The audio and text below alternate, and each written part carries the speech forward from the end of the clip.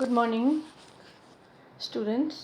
आज जो हम बात करेंगे वो advertising and sales management paper के 8 चैप्टर की बात करेंगे, जिसके अंदर हम देखेंगे कि विज्ञापन माध्यमों का चयन, सिलेक्शन ऑफ एडवर्टाइजिंग मीडिया कैसे किया जाता है। जब हम विज्ञापन करते हैं तो विज्ञापन को करने के लिए या विज्ञापन को प्रसारित करने के लिए हमें अलग अलग माध्यमों का चुनाव करना पड़ता है, जिसमें कई तरह के माध्यम होते हैं, जैसे कि आपके प्रिंट मीडिया है, आपका टीवी है, आपका अखबार हैं, मैगज़ीन्स हैं, होर्डिंग्स हैं, बिल पेपर्स हैं, etcetera. Many types of advertising medias are there. तो सबसे पहले हम देखेंगे वह है एडवर्टाइजिंग माध्यम का अर्थ या परिभाषा। विज्ञापन माध्यम की अर्थ व परिभाषा। विज्ञापन माध्यमों से तात्पर्य उन साधनों या मार्गों से है जिससे विज्ञापन द्वारा अपने संदेशों को ग्राहक या संभावित ग्राहकों तक पहुंचाने के लिए उपयोग किया जाता है। जैसा मैंने अभी बताया आपको, माध्यम वह साधन होते हैं जिनके माध्यमों से हम विज्ञापक जो है अपने विज्ञापन संदेश को अपने भावी ग्राहकों और एग्जिस्टिंग ग्राहकों तक पहुंचाता है। उसके लिए वह किस मीडिया को चयन करता है, ये इस बात पे निर्भर करता है कि उसका ग्राहक कहाँ का है, गांव का है, शहर का है, पढ़ा लिखा है, अनपढ़ है, बच्चा है, वुमेन है या मेन है या यंगस्टर है। मतलब ये दैट डिपेंड्स, ये सारी चीज़ें इस बात पे डिपेंड करती हैं कि हमारा जो ग्राहक उपभोक्ता कैसा है। उस उपभोक्ता के अनुसार, उसके वर्ग के अनुसार, उसके परचेजिंग पावर के अनुसार, उसकी उपयोगिता के अनुसार माध्यमों का चयन किया जाता है। हर माध्यम के अपने गुण दोष होते हैं और उसकी अलग अलग लागतों की होती है, उसकी अलग अलग उपयोगिता होती है। तो जब हम चयन करते हैं, विज्ञापन के माध्यमों का चयन करते हैं, तो केवल एक माध्यम के चयन से काम नहीं चल सकता। उसके लिए हमें उसका माध्यमों का मिश्रण बनाना पड़ता है। उसमें प्रिंट मीडिया भी होता है, उसमें टीवी मीडिया भी होता है, उसके अंदर आउटडोर मीडिया भी होता है। तो उसमें कई प्रकार के माध्यमों का चयन किया जाता है। उससे हम जो है ये तय करते हैं कि हमें कौन कौन से माध्यमों को इस्तेमाल करना है। विज्ञापन माध्यम जो है, एक और इसकी परिभाषा देखिए तो विज्ञापन माध्यम से आशय संचार के उन चैनल के समूह से है जो विज्ञापक के संदेशों को ग्राहक, पाठक और श्रोताओं तक पहुंचाते हैं। अल्टीमेटली हम जो बात कर रहे हैं वो वही है, उन संचार माध्यमों को, माध्यम से मतलब है कि उन संचार तकनीकों या चैनल या उनके समूहों का चयन करना जिनके माध्यम से एक विज्ञापक अपने विज्ञापन के माध्यम से अपने ग्राहकों तक पहुंचता है। अब जब हम ये बात कर रहे होते हैं तो हम ये देखते हैं कि विज्ञापन के माध्यम का चयन कैसे किया जाए। पहले उसको चयन करने के लिए हम जो है उसको किन किन चीज़ों को हम देखते हैं। तो इसमें आता है विज्ञापन माध्यमों को चयन को प्रभावित करने वाले घटक या factors affecting selection of advertising media. यानी हम ये कैसे तय करते हैं कि हमें कौन सा माध्यम का चयन करना है।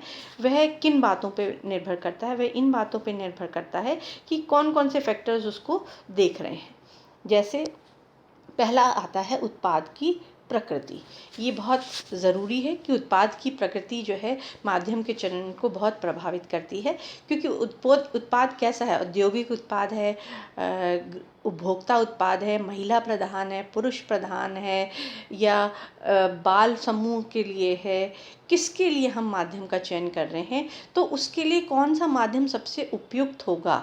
औद्योगिक उत्पादों या औद्योगिक एवं वाणिज्यिक उत्पादों के लिए यूजली वाणिज्यिक पत्र पत्रिकाएं या व्यावसायिक टीवी चैनल जो सामान्यतः उपयोग में लिए जाते हैं, या उपभोक्ता उत्पादों के लिए समाचार पत्र भी हो सकते हैं, पत्रिकाएं भी हो सकती हैं, पाक्षिक पत्रिकाएं भी हो सकती हैं, समाचार टीवी रेडियो चैनल्स भी हो सकते हैं। इसी प्रकार महिला बाल समूह प्रधान उत्पादों के लिए जब हम बात करते हैं तो उनकी पत्र पत्रिकाएं हो सकती हैं, टीवी रेडियो हो सकता है, यानी जिसमें महिलाएं और बाल समूह जो है जिससे प्रभावित होता है वो उसके अंदर हो सकते हैं। और उसके इन सब चीज़ों को उत्पाद की प्रकृति के आधार पर हम ये तय करते हैं कि हमें कौन सा मिश्रण जो है वो चयन करना है जो कि हमारे अंतिम ग्राहक तक, चाहे वो वाणिज्यिक हो, चाहे वह उपभोक्ता उत्पाद हो, या महिला प्रधान हो, या पुरुष प्रधान हो, या बाल प्रधान हो, उन तक पहुंचने के लिए किन किन माध्यमों को उपयुक्त रूप से चयन किया जा सकता है। दूसरा आता है क्रय निर्णय का समय एवं स्थान। दूसरी बात जो माध्यम का चयन करने को प्रभावित करती है वह संभावित ग्राहक के पास उस समय व स्थान पर जबकि ग्राहक क्रय संबंधी निर्णय लेता है तो उस समय क्या जो है उसको प्रभावित करेगा। फॉर एग्ज़ाम्पल, अगर बारिश शुरू होने वाली है तो छातों, बरसाती कपड़ों, ठंड के मौसम में गर्म कपड़ों, विद्युत उपकरणों के लिए विज्ञापन प्रारंभ हो जाते हैं।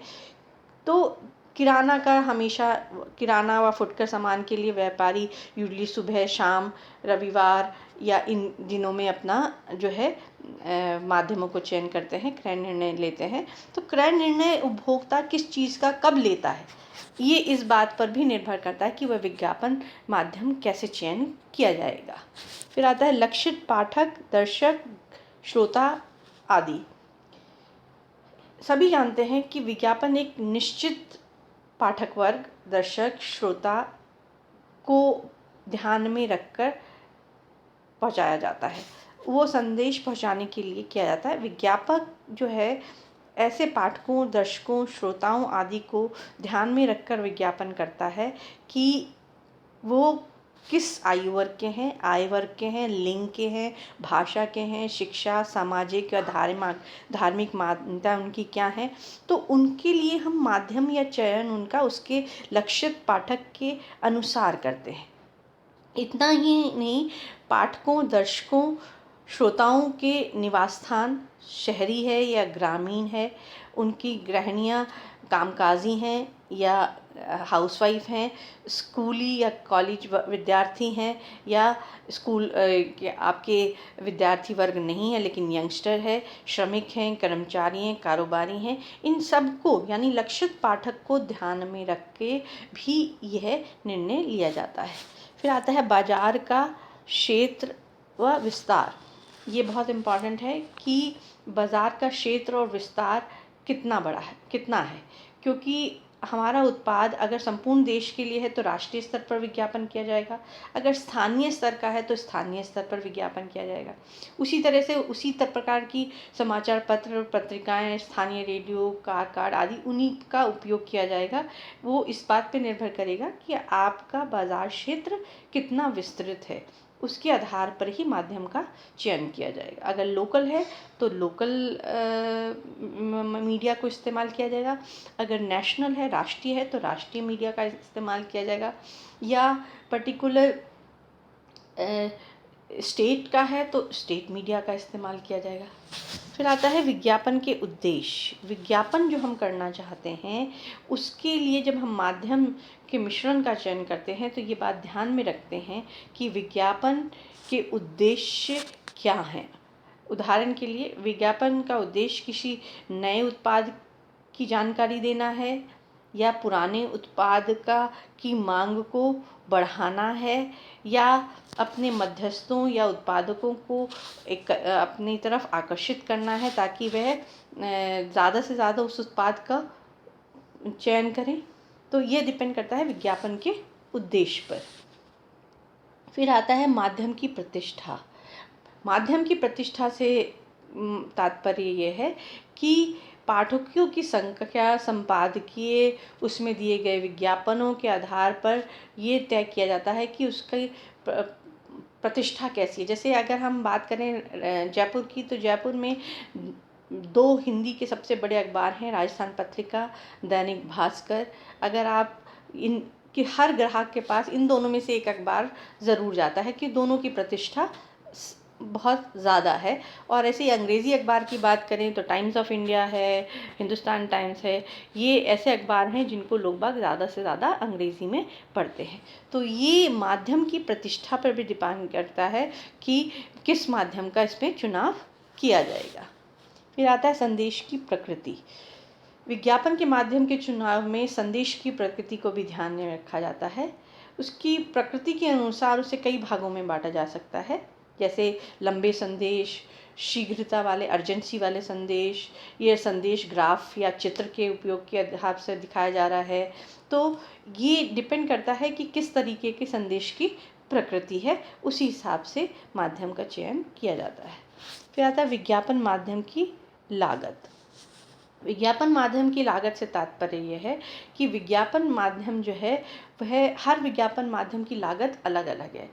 कोई ज़्यादा महंगा है, कोई आपके धन की खर्च के हिसाब से आपके सामान उस खर्चे में शामिल किया जा सकता है आसानी से। कईयों की लागत जो है आपको उसके लिए आपको कई बार उसकी, क्योंकि लागत विज्ञापन माध्यमों की लागत उत्पाद के अंदर जोड़ी जाती है, उत्पाद की कॉस्ट के अंदर उसकी लागत भी आती है। तो हमें ये रखना है कि अगर हमें उत्पाद की लागत को कम करना है तो हमें अपने माध्यमों की लागत को भी नियंत्रित करना आवश्यक होगा। तो माध्यम की लागत पर विचार करते समय दो तरह से गणना की जाती है। प्रथम कुल लागत और द्वितीय प्रति पाठक श्रोता लागत। सामान्यतः प्रति पाठक श्रोता लागत लगाते समय माध्यम मिश्रण के चयन को प्राथमिकता दी जाती है। क्यों? क्योंकि हर ग्राहक जो है, आपके नंबर ऑफ ग्राहक बढ़ेंगे तो कॉस्ट उनमें डिवाइड हो जाएगी। फिर आती है माध्यम पहुंच एवं आवृत्ति। प्रत्येक माध्यम के प्रत्येक साधन की पहुंच कितनी है और कितनी फ्रीक्वेंसी, कितनी बार उसको आवर्तित किया जाएगा। माध्यमों की पहुंच अगर अधिक परिवार या व्यक्तियों तक है तो हम जबकि उनकी पहुंच संख्या जो है व्यक्ति परिवार तक होती है, तो हम माध्यमों को संदेशों के लोग परिवार के अधिक बार कितनी फ्रीक्वेंसी में वो देखते हैं, कितने, एक घर में अगर ज़्यादा लोग रहते हैं तो अगर आवर्ती कम होगी तो भी वो लोग उसको हो सकता है देख सकते हैं। लेकिन अगर एक परिवार में संख्या कम है लोगों की तो ज़्यादा आवर्ती वाले जो है उनको ज़्यादा ध्यान में रहेंगे। तो हम ये मानते हैं कि आवर्ती से मतलब कितनी बार रिपीट होता है, कितनी बार जो है हम जो विज्ञापन देते हैं वो कितनी बार रिपीट होता है, क्योंकि वो जितनी बार रिपीट होगा वो उतने ही ज़्यादा लोगों तक पहुंच सकता है। लेकिन इसके लिए भी ये देखना ज़रूरी है कि अगर हम गृहिणियों के लिए कर रहे हैं तो सामान्यतः उनको देखने का समय कब मिलता है, दोपहर के समय मिल सकता है या लेट नाइट मिल सकता है। तो उनके लिए अगर हम किसी प्रोडक्ट को कर रहे हैं तो विज्ञापन कर रहे हैं तो हम इन दो समय में हम ज़्यादा बार आवर्तित करेंगे। इसी प्रकार महिलाएं क्या पढ़ती हैं, अखबार से ज़्यादा मैगज़ीन्स पढ़ती हैं, महिलाओं की मैगज़ीन पढ़ती हैं, तो हम उनके विज्ञापन महिलाओं की मैगज़ीन्स में भी देंगे। तो ये बात इस बात से है कि माध्यम की पहुंच और आवृत्ति कैसी है। इसी प्रकार माध्यमों की सीमाएं, प्रतिबंध व नीतियाँ। ऐसी संस्थाएं हैं जो जनसंचार माध्यमों के प्रसारण पर प्रतिबंध लगाती हैं, उनके समाचार के तरीकों या विज्ञापन के तरीकों पर प्रतिबंध लगाती हैं। तो ये हमें देखना पड़ता है कि एथिकली जो है हम जब विज्ञापन कर रहे हैं वह विज्ञापन आचार संहिता के आना चाहिए, जनसंचार माध्यम की आचार संहिता में आना चाहिए, जिसमें जैसे सपोजिंग अगर हम मादक पदार्थों का, शराब का या सिगरेट का प्रकाशित करते हैं, विज्ञापन करते हैं, तो हम ये देखते हैं कि हम इनका विज्ञापन नहीं कर सकते हैं। तो हम ऐसी संस्थाएं जो ये सब चीज़ें बनाती हैं, या हम सिगरेट का विज्ञापन कर रहे हैं तो हमें उसको दूसरे तरीके से प्रेजेंट करना होगा। साथ ही उसमें स्टैट्यूटरी वार्निंग हमेशा दी जाएगी, क्योंकि अगर वह वार्निंग नहीं होती है तो हम विज्ञापन नहीं करते हैं। तो विज्ञापन, हर माध्यम की सीमाएं, प्रतिबंध व नीतियां होती हैं जिनको भी ध्यान में रखा जाता है कि प्रोडक्ट हमारा कैसा है और उसके ऊपर कौन सी नीतियां, प्रतिबंध लागू होंगे। फिर आता है माध्यमों की लोचशीलता। ये भी विज्ञापन को माध्यमों के चयन में प्रभावित करता है कि हम ये कुछ परिवर्तन करने अनिवार्य हो जाते हैं। कुछ विज्ञापन ऐसे भी होते हैं जिनमें दिन प्रतिदिन कुछ परिवर्तन होता रहता है। तो हमें उसी हिसाब से जो है उसमें अपने विज्ञापन के माध्यमों के चयन में भी परिवर्तन करना पड़ता है, उसके प्रकाशित होने में भी परिवर्तित करना पड़ता है। फिर इसी प्रकार से आता है माध्यमों का जीवन काल।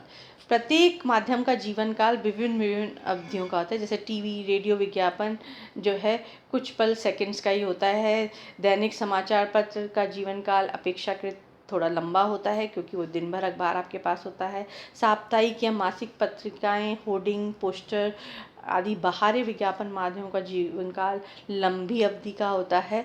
तो अतः हम माध्यम मिश्रण में चयन करते समय जीवन काल को भी ध्यान में रखते हैं। माध्यम के लिए जन समर्थन। विज्ञापन के कुछ माध्यमों को स्वतः जन समर्थन प्राप्त होता है, यानी उसके लिए हमें जुटाना नहीं पड़ता।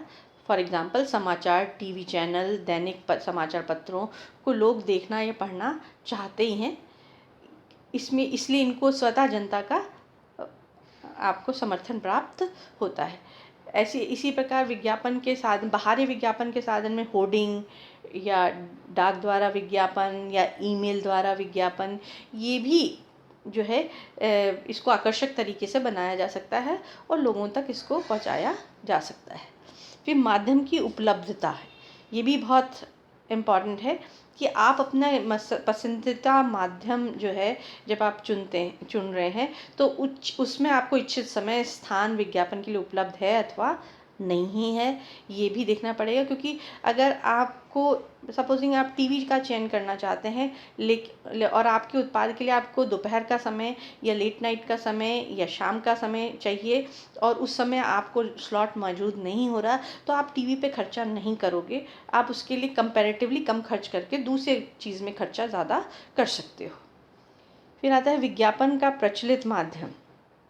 विज्ञापन के सबसे ज़्यादा प्राय ये देखा जाता है कि कितने प्रकार के मिश्रण जो है सबसे प्रचलित हैं और उनके आधार पर आपके प्रतिस्पर्धी कौन कौन से विज्ञापन माध्यमों का चयन कर रहे हैं और उनकी उस प्रतिस्पर्धा में वह कितनी सीमा तक विजय प्राप्त कर रहे हैं। तो हम प्रचलित माध्यमों का चयन इस आधार पर भी करते हैं कि हमारे उपभोक्ता, हमारे प्रतिस्पर्धी कैसे हैं और वो कौन कौन से माध्यमों का चयन कर रहे हैं और कैसे मिश्रण का चयन कर रहे हैं। फिर लास्ट आता है विज्ञापन का बजट। ये सबसे महत्वपूर्ण है, क्योंकि अगर संस्था के पास पैसा नहीं है तो विज्ञापन पे पैसा खर्च करना जो है एक लग्जरी माना जाएगा। जबकि विज्ञापन माध्यमों में से हम कई ऐसे माध्यमों को हटा देंगे जो ज़्यादा खर्चीले हैं, हम उन माध्यमों को लेंगे जो कम खर्चीले हैं लेकिन उनकी पहुंच भी होनी बहुत ज़रूरी है। तो विज्ञापन का बजट जो है वह बहुत इम्पॉर्टेंट है कि जो बजट तय किया जाता है वह साल भर 1 फाइनेंशियल ईयर के अंदर चलता है। तो उस 1 फाइनेंशियल ईयर के अंदर हम उसके बजट को ध्यान में रखते हैं, उस सीमा को ध्यान में रखते हैं कि जिसमें हमें विज्ञापन करना है। तो ये हमने इस फर्स्ट पार्ट में हमने ये देखा सिलेक्शन ऑफ मीडिया या माध्यमों विज्ञापन माध्यमों के चयन के अंदर हमने जो फर्स्ट पार्ट में वीडियो में देखा वो हमने ये देखा कि विज्ञापन माध्यम क्या है, उनका चयन वो क्या करते हैं और उनको चयन को प्रभावित करने वाले तत्व कौन कौन से हैं। आज बस इतना। दूसरा हम सेकंड पार्ट में इस चैप्टर को ख़त्म करेंगे। Thank you.